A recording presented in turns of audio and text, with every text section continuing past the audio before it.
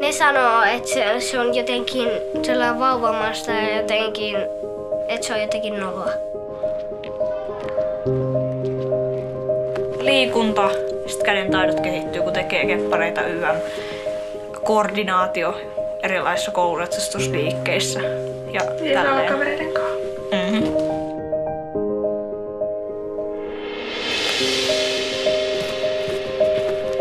Joo, no kyllähän mä siitä aika lailla ylpeä on, että on tosi siistiä, että ihmiset on silloin aikoinaan inspiroitunut musta ja on niinku vähän silleen kehittänyt harrastusta siihen suuntaan, mitä mä oon niinku ajatellut, että milleen se olisi hienoa olla.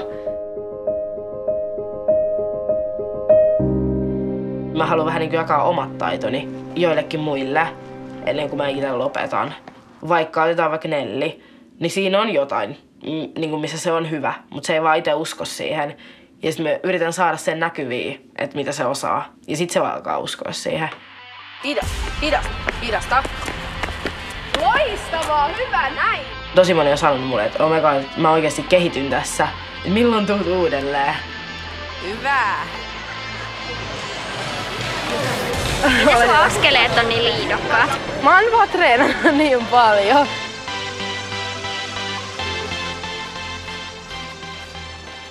Mun vanhemmat eros 2006 ja mä en oikeastaan muista mitään siitä niin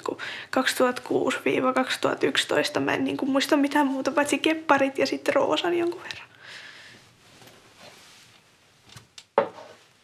Elämässä on vaikeita ja helppoja hetkiä ja nämä ei ole ehkä niitä mun helpompia hetkiä tällä hetkellä, mutta niiden yli pitää vaan hypätä.